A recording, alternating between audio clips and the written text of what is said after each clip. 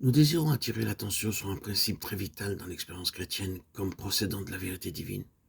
Avez-vous jamais remarqué que même ce qui avait et a son origine en Dieu, qui vient de la part de Dieu, qui est réalisé par un acte surnaturel de Dieu, doit passer par la mort, afin d'avoir, par la résurrection, le sceau suprême de Dieu et son attestation. L'Ancien Testament est plein de types de cette vérité. Pensez seulement à Isaac. Sa naissance fut un miracle. Il n'y avait aucune base naturelle sur quoi s'appuyer pour l'expliquer. Romains 4, 19. Cependant, il doit mourir, et il était pour ainsi dire quasi mort, quand le couteau fut levé. Mais dans cette histoire, la résurrection est constamment le point sur lequel Dieu insiste, surtout dans la justification de la foi d'Abraham.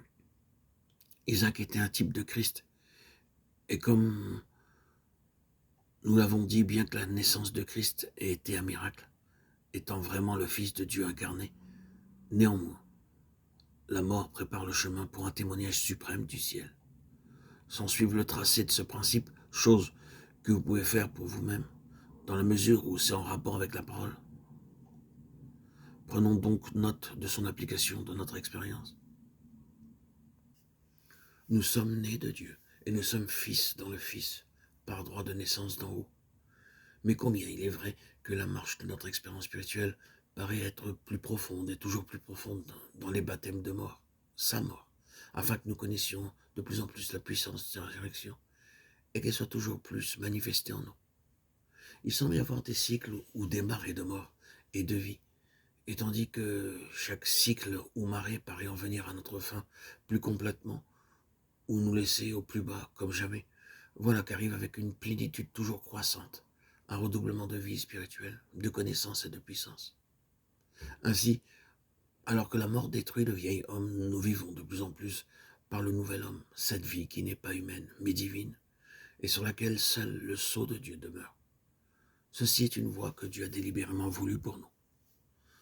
Nous le voyons en outre dans le service de l'œuvre. N'est-ce pas vrai que la plupart des parties de l'œuvre levées par Dieu, si ce ne sont pas toutes, pour accomplir un certain ministère dans son éternel dessein, qui ont connu premièrement toutes les évidences d'être nés de Dieu, se sont trouvés plus tard dans un temps de mort profond et affreux, paraissant se désintégrer, se démolir, se perdre, jusqu'à sembler que rien ne restera.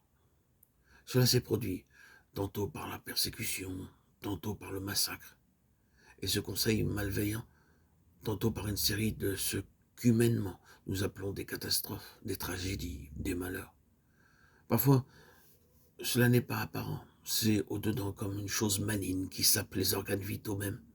Quelquefois encore, c'est un arrêt et une pression inexplicable, une paralysie, une situation inextricable. Et il est difficile de savoir si cela vient de l'intérieur ou de l'extérieur.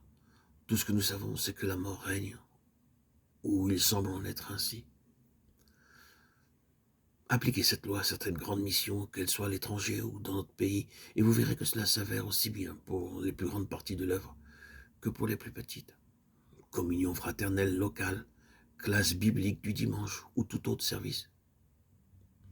Si Dieu est toujours à l'origine de l'œuvre, qu'il nous y a introduit et qu'elle a continué dans des conditions qui sont en harmonie avec sa pensée et son dessein, une telle expérience de mort ne prouve pas que le Seigneur n'y soit pas, mais peut être considérée comme une évidence de son souci pour placer l'œuvre toujours plus pleinement là où son plus haut témoignage peut être donné.